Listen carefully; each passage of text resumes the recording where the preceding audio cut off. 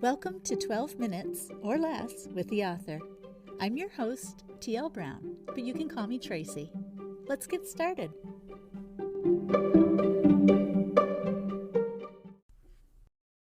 Hi, everyone.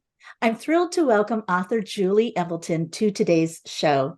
Julie is a paranormal fantasy author from Dublin, Ireland. She writes tenacious, kick-ass females who can rescue themselves, thanks very much, gutsy heroes with tender hearts, and heinous villains who thrive on chaos. Her stories weave suspense, romance, and magic, mostly with happy endings, but she does enjoy leaving her readers hanging with the occasional cliffhanger. When not writing, Julie can be found with her second great love, tarot. As a professional tarot advisor, Julie empowers fellow creatives with enhanced decision-making and a deeper sense of self to restore and strengthen creative flow. Julie's latest book, Moonstone Mugwort, book 1 in the Oath and Legacy series, just released on October 31st. As a massive fan of Julie's, I was over the moon to learn she launched a new series, and you are going to hear about it today. You can learn more about Julie at julieembleton.com, and the link can be found in the podcast description along with her socials. Welcome, Julie. I am so glad you joined us today. Thank you so much. Hi, Tracy. It's lovely to be here, and thank you so much for inviting me. Awesome. Let's get right into it because I want readers to hear about your latest book. Tell us about your new novel, Moonstone Mugwort, and what can readers expect? Okay, well, it's a dark fantasy with paranormal twist. It's set in Ireland and it features an enigmatic, very mysterious Italian vampire who despises witches and an Irish witch named Ava O'Keefe. And Ava is the protector of a very special amulet that allows her to channel eclipse energy. And with a major eclipse coming in, this enigmatic vampire reaches out to try and get Ava's assistance with some, well, I suppose a little bit nefarious deeds he needs done. And it's about really prejudice and duty. All these themes come into the storyline, but of course it's a slow burn romance. It's enemies to lovers. Because it's set in Ireland, it's actually based in the town where I live, so there's a lot of references to landmarks that actually exist within the town, which was really fun to write. That would be very exciting for local readers or even those who have visited. I'm going to ask a surprise question. How do you think that adds to your storyline? I think because I know that that there's a little bunch of islands off the coast of Skerries. So this is the town I'm referring to. Skerries is a real town. In the book, it's called Calnalough. And there's 3 islands off the coast of Skerries that are very visible from the shoreline. One of them has a Martello Tower on it. And then further out, just a little further down the east coast, there's another island called Lambay Island. And you can see it from the beach in Skerries, even though it's off in the distance. And I always love the idea of who lives in the island, what do they do out there, what goes on. It's a private island. And I suppose to be able to weave that into a story was really fun.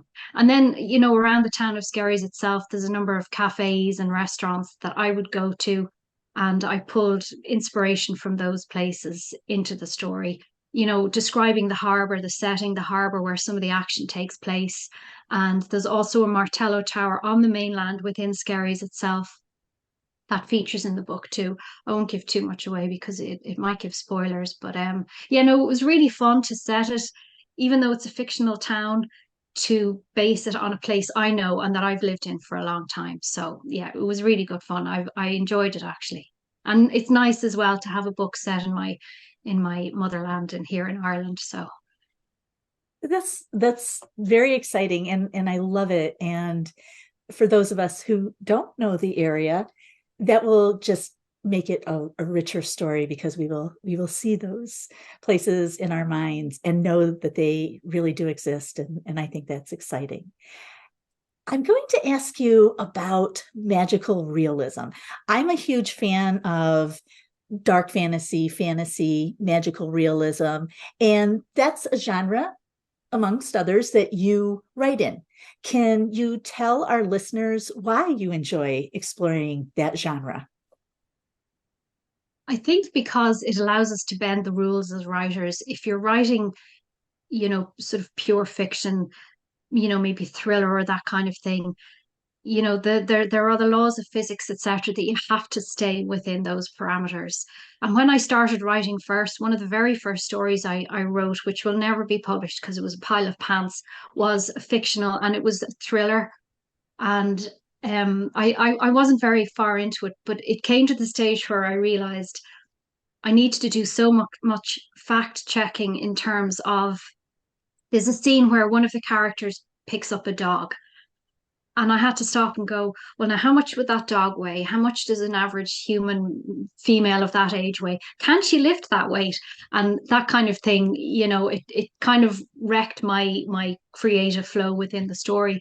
So then when I started writing paranormal, it seemed so much easier in a supernatural setting to have people with abilities that, the question of speed or strength or stamina or healing doesn't really come into it. I also really love the idea of a reader reading one of my books and coming away and maybe walking down the street and seeing somebody walking towards them and going, that person could be a shifter, that person could be a vampire. And, our lives can be quite, monotonous and the same old, same old. And I think it injects a lovely bit of excitement to think that maybe somebody's closed my book and they're like that. They're seeing maybe behind the veil, as we'd say, and questioning, that big old house up on that hill. Who lives in there? What do they do up there? And that's what I love about magical realism and bringing supernatural into books, because I think it creates a really exciting layer that you can really get some juicy plot lines going. I could not agree more. And I think that's an additional gift that readers can take away. So they get the great story, they get the awesome characters, but then they get to take that out into their own lives. And, it's a little bit of elevating your own experience on this earth. So that's fantastic. I know your past writing projects, Turning Moon series, one of my favorites. What is coming up? Obviously, this book that you just published on October 31st, Moonstone and Mugwort, is the first in a series. So I know that there will be more coming. Can you tell us a little bit about that and anything else? Sure. Yes, there'll definitely be a sequel to Moonstone and Mugwort. My plan for the Oath and Legacy series is to try duets. So there's a pair of books within each sort of storyline. And so for example, Moonstone and Mugwort will have a companion book and it'll be Enzo and Ava's story.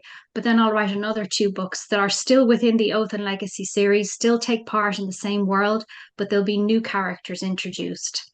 And they'll be the main focus of the next pair of books. And then the next pair of books, again, same setting, same world building, but new characters. And the idea is, I think it would be nice for readers to be able to hop into the series at sort of any stage, so they could start with maybe books 3 or 4 or 7 or 8. That's very presumptuous of me that I'm going to write that many books within the series, but you get my idea.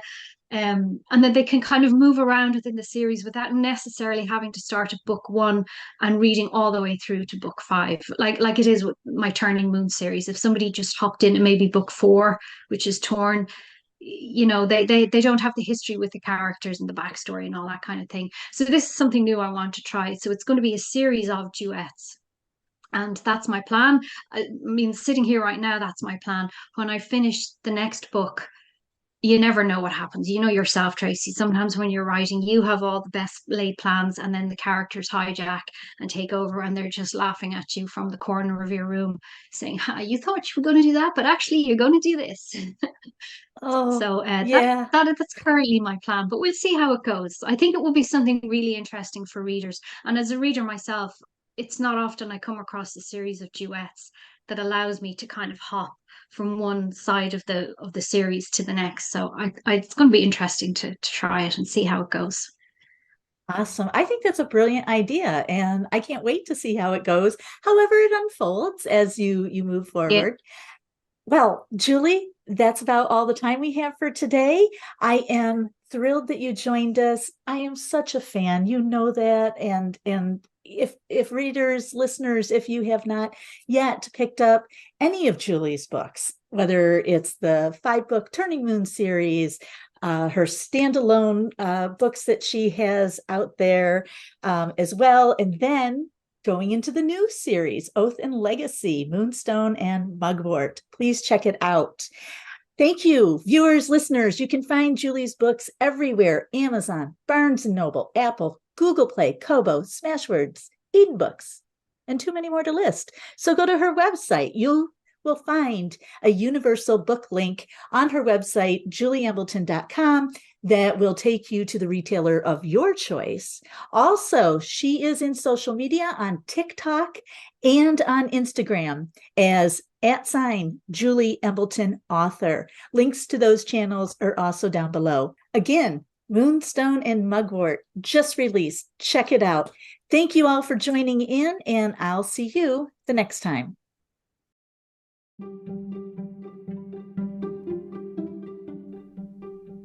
This has been 12 Minutes or Less with the author. Thanks for listening to today's episode. Hope you can join me for the next one. Until then, this is Tracy, aka Author T.L. Brown, signing off.